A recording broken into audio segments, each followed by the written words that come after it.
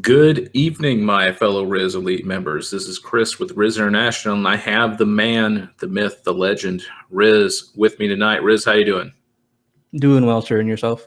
I cannot complain. It is another good day. We're here to have another awesome webinar, and we've got quite a few of our members here from Riz Elite. I'm really excited to have everyone here tonight because this is going to be an awesome webinar, and you are going to be glad that you made it here live.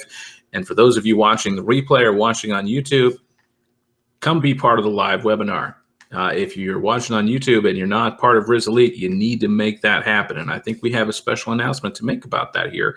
And we'll save that for the end of the webinar, so make sure you stay for that. But let's go ahead and talk about the S&P 500 here, because there's been a lot going on. There's been a lot of talk, a lot of chatter about inflation and things like that. And so obviously we had quite the downturn here on Monday and Wednesday, but a really solid recovery on Thursday and Friday. Riz, give us your take on the market right now with everything going on. What's, where are you at with all this? Yeah, so, this little dip, although it seems a lot more painful than it really is, primarily because the NASDAQ, the S&P 500 is doing relatively well, pretty flat in the last 10 days. But yes, you're right. Thursday and Friday have been a good day for markets as a whole. But one area of the market, which is tech, and the NASDAQ index, which comprises of all the tech stocks, has been getting pretty much butchered, right? And that's why a lot of people are feeling the pain, even though the markets are probably, the S&P 500, for example, is maybe 2-3% below all-time highs, but people's accounts and portfolios may not be indicative of that, simply because tech rotation continues. We saw this kind of rotation in March and April as well, and it's kind of come back for round two, and it's something that we're keeping an eye on. Obviously, there's many different forces at play here, many different things occurring, which we will touch on later on. Awesome. No, thank you for that analysis. That's good to know. Let's take a look here, as you mentioned, at the the breakdown for the whole S&P 500. Now, obviously, energy, financials, and real estate still the top dogs. Overperforming when compared directly to the S&P 500 at this point. But, tech, healthcare, and utilities have been low or below, underperforming rather, the S&P 500 so far. And you mentioned, tech kind of getting, slaughtered. What's the deal with that? Yeah, so this started, as you can see, back in late February, March or so, and this sort of fear, or I would say this sort of uncertainty around inflation, but specifically at that point, it was around bond yields. And I gave a bit of a sort of a talk around bond yields, maybe a month or so ago in one of the webinars just like this. And that is sort of deflated. It's still an issue, it's still something that the market is paying attention to, but what now is even more prominent, especially since the last week, or in this last week, is inflation. And inflation is something that's nothing new. It's not a new concept. Of course, it's something that everyone is aware of. But the problem is how it's operating. Is it going up? Is it holding? And what we've been seeing, in, let's just say, the last year especially, is inflation heating up. Now, the Federal Reserve and the central bankers have all insisted that, everything is within normal bounds, right? And what is a normal bound? That is approximately, 1.5 to 3% range of inflation annualized. That is no longer the case as of right now, because I think it was Wednesday's print, or actually Thursday. I think it was Tuesday or Wednesday's print, where inflation came in for the month of April. It came in at 4.2 or 4.8% annualized. That's marginally higher than what was expected, and of course, higher inflation is not a good thing for your dollar, not a good thing really for your assets, because I'm not going to get into explanation of what inflation is, but generally speaking, the value of your dollar every year erodes anywhere between 2% or so every year. Okay, but if it's higher than that, in this case, right now, based on April's data, it would be around 4% or so annualized. So that's not ideal. That's in fact higher than even what the Federal Reserve was expecting. So I mean, for those of you that are in the real world, shopping, buying groceries, things like that, it's not a surprise that inflation is there, because buying a carton or a bag of milk is a lot higher in the last year than it was 2-3 years ago, and that's to be expected. But it's a widespread issue. Lumber, you've got commodities like oil, you've got many different things just increasing in price. But then on the flip side, the Fed's like, no, everything is normal. So it doesn't add up. And we're seeing that sort of divergence now since April. So it's something we have to keep an eye on. Inflation, remember, isn't ideal. It's normal as long as it's within the 2% area, right? It's not as precise metric, but around 2%, it's fine, annualized. Anything more than that, and the market's going to start, getting a bit more worried. And this past week showed us that. Well, let's take a look here. Obviously, gold is considered the big hedge against inflation and things of that nature. And we've seen a pretty big jump in gold since the end of March up until now. Do you think that this rise in gold is somewhat linked to this fear of inflation? Yeah, somewhat. Not directly. I mean, there's times where gold sort of detaches and drops just like with everything else. But yeah, generally speaking, I mean, I've been said it many times that gold is somewhat of a hedge. It's not a pure play hedge. I wouldn't say really anything is, but it is something that can potentially kind of offset some of your equity positions. And it's not a bad idea to have some percentage of your portfolio, nothing too heavy, nothing too significant, but a certain smaller percentage at least allocated towards either gold, pure play gold ETFs, or gold producing or metals producing miners, right? So you can consider that as just one of the areas if you were considering to hedge or expecting inflation to stay at this level or rise potentially. Right on, absolutely. And then oil really not doing a whole lot this week. Though I will say, I think a lot of us are seeing prices go up at the pump because of the hacking incident here in the United States. Obviously, that's not necessarily true around the world, but I can say in my area, prices have pushed up towards $3 a gallon at this point. Though the price per barrel is staying pretty stationary, and this is something that some people don't understand is necessarily the dissociation between the price you pay at the gas station and the price per barrel. Yeah, there's a difference just because I've seen it both ways of being in the business. Just because barrel prices go up doesn't necessarily always mean gas prices will go up right away. There's usually a bit of lag. But on the flip side, if barrel prices stay the same, we've also seen gas prices go up, and that's not just because of now, because of the Colonial pipeline hack and the disruption that it caused in supply. But generally speaking, I've seen gas prices go up during, summertime. Why? Because there's more demand, right? So it's something that I'm not surprised by at all. But yeah, this Colonial hack definitely really boosted prices significantly. And more than just pricing, many gas stations have run dry, right? They haven't gotten their tankers and haven't gotten any supply. And so they run dry completely, and they're just closed, right? So very reminiscent to the 80s, like Chris, I think you said 80s or something. Mm-hmm. Yeah, back in the 80s, there was the gas shortage here in the States. Yeah. Last time there was a big run on gas, right? And I'm sure some of us have seen, some of you guys have seen maybe some pictures or images or videos of some people filling up like literally garbage bags or filling up Tupperware with gas, which is a big no-no. In fact, one lady I think died. I think it's somewhere in the U.S. And because she filled up gas in some bags or containers, and it caught fire. So yeah, even as someone who's been in the business, if anyone is filling up gasoline in anything but an authorized gas can, Usually they're marked with like red color, and they have to meet certain requirements. You're not allowed to fill up gas in that. There's a reason for that, guys. Yeah, there's a good reason for that.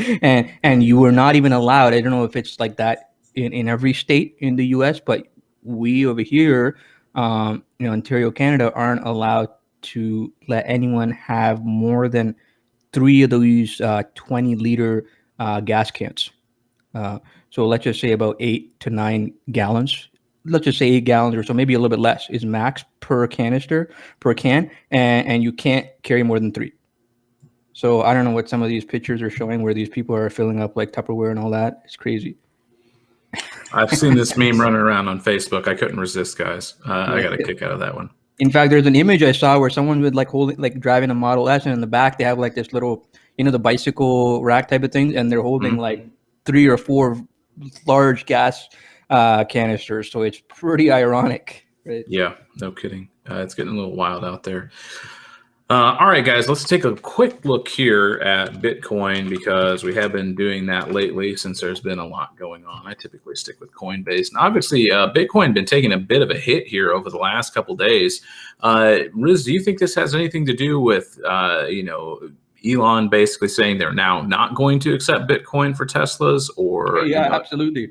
Absolutely. The price dropped 9% shortly after that tweet. And it, to me, shows you a big problem with the crypto market, where one person, and I'm not gonna shy away from the fact that I'm not the biggest Elon fan, and people can like me or not for that. Whether they do or not is up to them. I don't really care. But for me, I'm not the biggest fan for many reasons. I'm not going to go into that diatribe now. But ultimately, yes, it significantly pulled back after Elon's, I would say lack of conviction in his decisions. And I mean, it's ridiculous when one person, I know it's Elon Musk, billionaire, celebrity type of blah, blah, blah, but it shouldn't be this case, whether it's one person, moving a massive, crypto market, and especially something like Bitcoin, in just almost double-digit percentage in a single day. And that applies to Bitcoin, but more prominently, Dogecoin, which is a pretty useless, essentially it's a shit coin. It's a meme coin, really. Even the founder himself has classified that, and still to this day believes it's just, it's a meme. It's ironic, really, because it's supposed to make fun of crypto, but it's now the number 4 largest crypto, and it has 0 utility, right? But I won't get into that. I mean, it's pointless, honestly, at this rate. And Elon Musk has obviously pumped that, and it just find it so ridiculous how people think they're the next coming, they're the second coming because they bought Doge, not because it's based on any analysis, just that, oh, Elon's talking about it, so I'm going to buy it. And that's really all it was. Or he's going to be on SNL and I'm going to buy it. And that's really the extent of it. And I just laugh, when people think it's anything more than that, or it's something like skill. It isn't. Sorry to say, I know some people are going to be offended, but hey, if you know me long enough, then I call it a spade a spade. Absolutely. Definitely. That's how we do it here in Elite, to say the least. Is there anything you're looking at this week, Riz, for a potential trade that you might be able to kind of let us know about here? Yeah. So as we know, we've seen that big pullback in tech primarily. Some things that I would say, looking for setup, and I think it's good setup, but I'm looking for an entry. I haven't got an entry in yet. It's PayPal, PYP. Oh, yep. So this is something that's looking pretty good. Again, not right at the 200-day moving average, the white line, but getting kind of there. And the fact that it's kind of held at 240 area and bouncing up from it looks good. Again, it's PayPal. They've had a tremendous past year, right? And earnings and results have justified that. Obviously, it's not the most value-based stock. It's obviously a growth stock. It's high multiples, obviously, is still the case. But in terms of a technical trade, in terms of something that you can consider for a swing trade, I think this is one of those that's shaping up to be pretty good. Keep in mind, we need that bullishness in the market, and if the bullishness continues from Thursday and Friday this week, I think PayPal can do really well. So that's one. Another one is a semiconductor, Intel. Okay, not a stock anyone should be surprised by.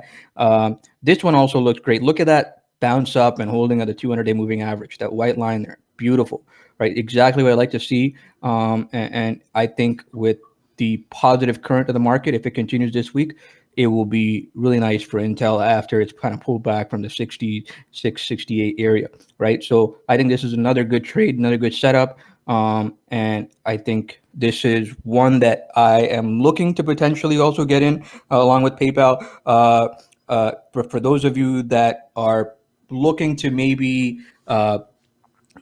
just kind of wait, consider what happens Monday and Tuesday. Don't rush into things. I would rather you be a little bit late for an entry than too early.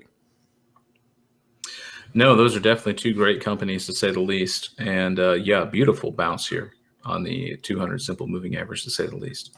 It's really, really encouraging, especially with the beat down in tech. Now, I did get a couple PM questions from one of our members. Wanted us to take a look at a couple of tickers for him for potential entry point. He said he wanted us to look at AEIS. So Advanced Energy Industries. So I'm guessing he's kind of seeing this bounce here off the 200 simple moving average, and kind of, I mean, from a technical standpoint, this looks like a really good, bounce here. Looks like we found support out of, well, nowhere, unless we've got something further back. Not really seeing anything. So yeah, it looks like a pretty solid bounce here on this company. Let's see, earnings looked good, assuming that these numbers are correct. Looks like they beat, but yeah, I mean, I think this looks like a pretty decent entry. What do you think, Riz? Yeah, from technicals, yeah, this is not a stock that I've traded before, nor am I too familiar with the fundamentals. But based on a technical standpoint, right off the cuff, I can say, yeah, this definitely looks good. The last 3 days or 4 days, I should say, is good. It's got what we call good relative strength, meaning last week we can see that, markets were down, but, Tuesday, Wednesday, Thursday, and Friday even, this had a pretty good week for the most part. So it's a good relative strength move for the last week for this. So yes, definitely, I think this can continue just solely based on technicals, especially if it can hold that 200-day moving average. If it dips back below that 200-day moving average, then I'm considering that as a sort of a resistance area that it might be struggling with. But if it does, I think this can continue to run up towards $100 mark. Then the next one I know you're going to be familiar with, it would be Adobe. Basically, same question here now. I mean, definitely a pretty strong push here over the last couple of days, so that could be somewhat attributed to the market recovering a bit as well. And obviously, Adobe is in that tech sector. Do you think now would be a decent time to get in, or is this kind of under the same thesis as Intel? We kind of maybe want to wait and see what's going on. Yeah, definitely. I mean, want to wait and see. Is similar to Intel. Like what the difference between this is how all the moving averages, which you have on your screen, which is the 50, 90, and 200, are pretty much converged, right? So that's the kind of difference with this one. Obviously, a very tech-related type of stock. I think this is definitely good for a pickup. I just would rather make sure that it can hold. And after that Friday's bullish move, I think you definitely want to make sure that it has that gas in it, because the last thing you want to do is give back Friday's gains and then it slips below the 480 mark, slips below the 200-day moving average, and now you're looking at it maybe getting near 470, and that's not too ideal. For sure, for sure. I want to go ahead and open up the floor now to questions. If you guys have questions here in the live chat, by all means, go ahead and type them in. Riz is here. Now is the time to ask. Anything market, stock related, car related? I'm sure Riz would love to talk about cars. In fact, I literally just got home from in the McLaren. Nice. About 15 minutes ago before we went live. So yeah, I just had a little bit of a drive, and yeah, I mean, it's sort of the second drive now of the season for me. So getting back into the groove of things. Well, it was a beautiful day down here in Indiana. I'm not sure how it was up there in Canada, but yeah, it was a gorgeous day today. Yeah, pretty solid, not too bad. I mean, it got a little bit cloudy and it was spitting a bit, so not too great, but overall, anything that's less than 30 degrees, but more than 20 is that kind of sweet spot for me. For sure. No, it's good stuff. Good road conditions. And that's Celsius, of course. I know for Americans, I don't know what that is in Fahrenheit, but I'm quoting Celsius here. Oh, it's fine. It's fine. I see some people are typing here.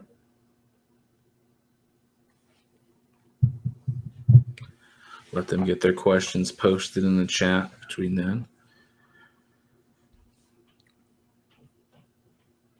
What do we think? JEF. I'm familiar with that. Welcome as your first time, Tori. Glad you're here.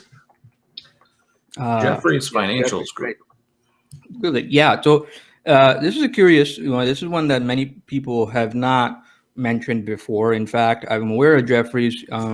They're really big, and obviously in the ratings and everything that they do for different stocks, right? The ratings, price targets, blah blah blah.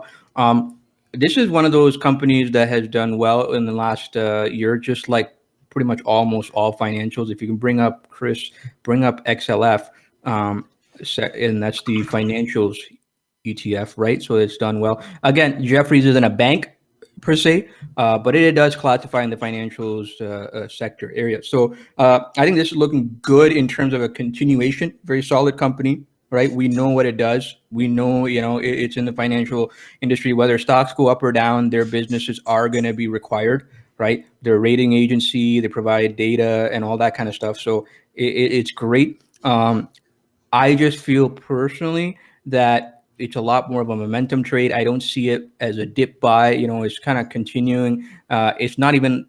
One good thing is it's a low beta stock. Just by looking at it, it doesn't move too big.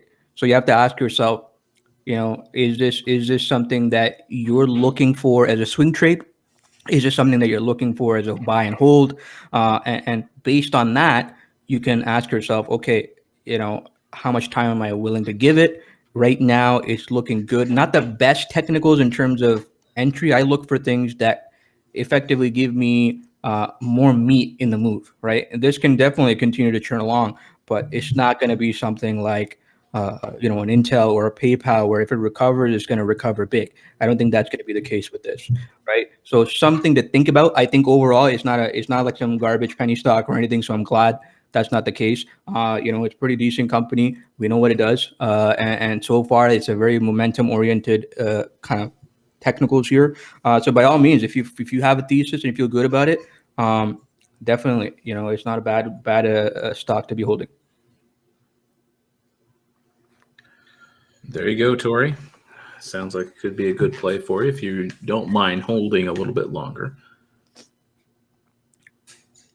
Saw some other people typing. We'll give them a second to go ahead and get their question finalized. There we go. Welcome, Moment. Glad you're here. Glad you made it to webinar tonight. May sound like the rookiest thing. Now, listen, there are no rookie questions here. We were all in that boat one time or another, so don't be scared to ask questions. What brokerage trading in the U.S. Do we recommend? Yep. We have a section actually on our Discord for that. But Riz, why don't you let some people know what they should be looking at? So you're in the U.S. In fact, I did see your message earlier in the server in the welcome introduction area. Awesome. I believe you're from Silicon Valley, California. So you have a few options. You have TD Ameritrade, which is one of the most popular brokerages in terms of having a great platform for mobile and desktop. You have one that I personally use and prefer, which is Interactive Brokers. Not as great of a desktop platform, or not as great as in terms of mobile platform, but it's definitely a solid choice. I would personally, if you have the ability to, just go with TD Ameritrade. They're one of the best, or I would go with Interactive Brokers. One of these two. There are other options are there, like you have Fidelity. I'm pretty sure. Obviously, you've heard of Robinhood, but I would not bother with that. You have Webull, which is another good choice for beginners. But if you can, TD Ameritrade or Interactive Brokers for me is the one to go with. Yeah, I can say I've used both. I've used the Thinkorswim platform from TD Ameritrade, and I've used Interactive Brokers. And I have to concur with Riz because, I've used both desktop platforms, and they both are functional. They'll do the job. The charting on TD Ameritrade is going to be a lot better, and that is kind of one of the things that people will say about Thinkorswim for sure, is that the charting is spectacular, and they're not wrong.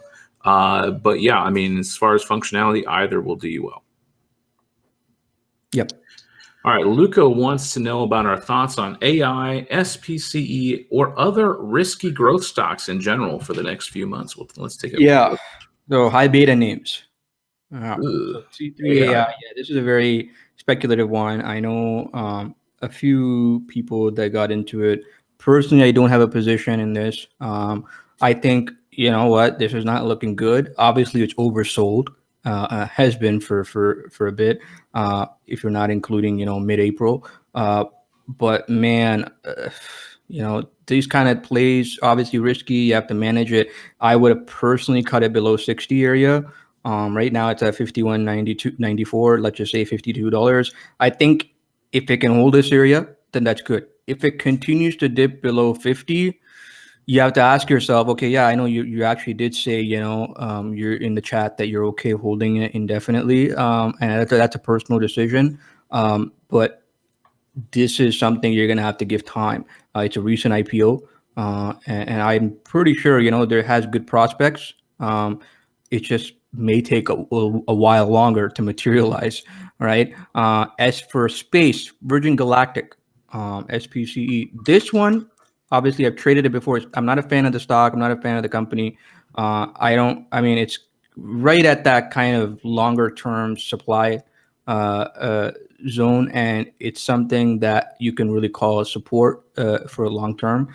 I think if it holds this area, great. If it goes below, it's not like I like the stock. I don't like the industry personally.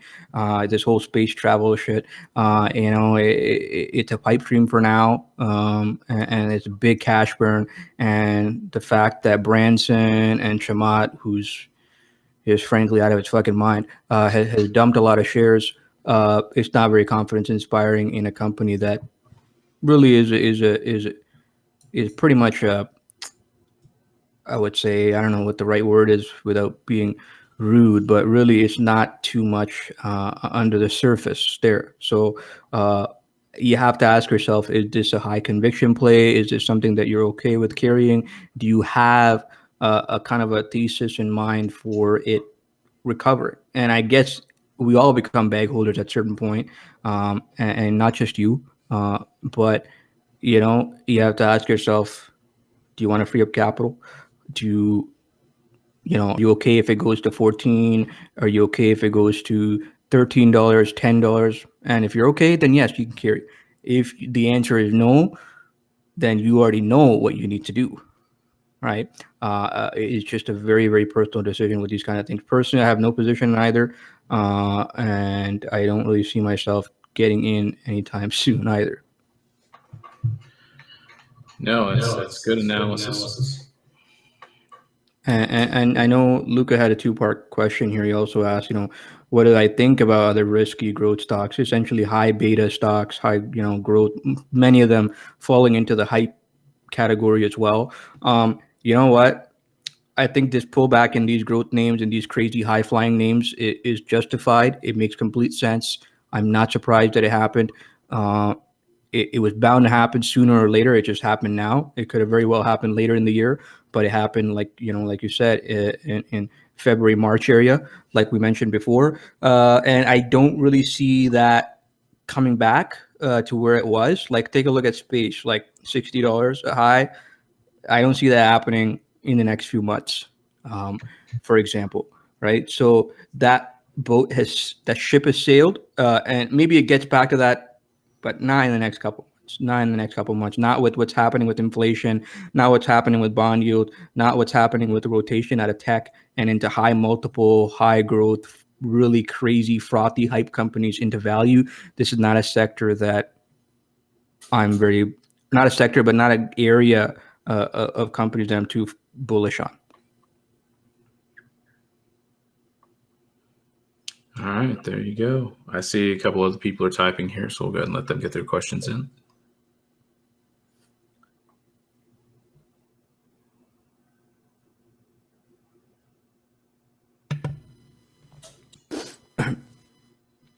Yeah, we got Tory diving. Yep. But yeah, I mean, I feel for the people that kind of got stuck holding it, even though obviously no one really anticipates to be left holding the bank. No one wants to, but this is part of trading when we trade these kinds of things. And the kind of style of trading I trade isn't the most exciting. It isn't the most sexy or flashy, but guess what? It's the style that works. You can't argue with results. That's the thing. Lots of people like posting up huge gains on, Instagram and things like that, and make themselves look out to be the second coming as far as stock trading is concerned. But, they don't necessarily have the track record to back it up. And I think that's the difference that you get here in Riz Elite, is that you get, you get a proven track record of success.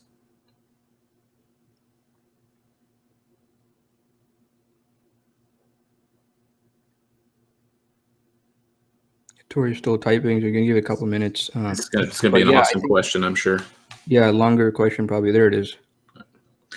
All right. What are some stocks that you personally hold long term? I have never swing traded, just bought into companies I did some research on. I bought Plug at 369 a share average, sold to get my money back, but still hold shares. Any recommendations? We can, let's look at Plug, and then we can talk about long-term holds. Yeah, this is a common growth hype company. Really, it doesn't make any money. There's a lot of promises behind it. Blah blah blah. It's not something that I don't like trading these companies, because they either go extremely high, or once they get beaten down, they get beaten down and get the pulp beat out of them. So, and that's exactly where we were. Like, take a look at that $70 high, similar to kind of space, right? Massive, 2-3 times higher than where it was, and look at where it is. The only caveat with this is that it's bounced up from the $20 mark, so that's good. From a technical standpoint, sure, you can trade it. For long term, this is not one of these companies that I like long term. It's way too early for that. This company, there's nothing behind it yet. So I like to hold companies that are solid, that have good revenues, good track record, and they make profits. Those are the kind of companies that I look for long term. And if you stick around in Elite, you'll get an idea what those are. And Chris brings up Apple as just one example, but there's plenty more. And if you stick around, you will know what to do and what classifies as good long term. And companies that you can swing trade, but if you have the patience for it, then you can hold long term. Personally, Plug isn't one of them. There you go. And one of the things I alluded to here at the beginning of the webinar for anybody watching on YouTube is that we are going to be opening Elite back up to new membership. Riz, do you want to talk about that for a minute? Yeah, thanks, Chris. So in fact, just today is the first day we opened up the Elite membership again. It's been about closed for access to new members for about 3 to 4 months now. I think January was the last time we opened. I think end of January. So, it's been just about 4 months that we were closed, and I just opened it up again. A lot of people have been asking if they can get in. So I'm going to open it up. It's open right now. You can join, try us out. Costs $2 to try us out for 15 days, get complete access to everything. And you can obviously cancel anytime. You get to see how we do things. Obviously, 2 weeks is good amount of time, but it's really, really meant to see how we do things over a prolonged period of time. But at least that 2 weeks will give you somewhat of an idea, as to the pedigree, as to the way we do things, as to the resources. So you know what? Try us out. All you have to lose is really $2. Right. And Tori over here says, need more than 2 weeks. Absolutely. In fact, a lot of people, I mean, it's a community, it's a family. Honestly, I don't know how to explain it any way else, because there's no words for it. When people synchronize and get acclimatized with the platform, with the way we do things, they find it very, very, very hard to not be a part of it. And to me, I'm honored, and obviously, I love that people are so dedicated, love being part of it, and it's part of their routine, it's part of their day, and just like mine. So you know what? Give it a shot. It costs $2. You can cancel anytime, and there's no commitment. For me, it's just a matter of making sure that people are a good fit, they gain value, they learn something, and if they find that, you know what, maybe it's not for them or whatever, that's completely fine. Absolutely, guys. I mean, you truly have nothing to lose, and potentially an entire new way of looking at the market, a new way of trading, so that you can be profitable, you can grow your capital, and work towards that goal of financial independence. And that's what we offer here in Elite.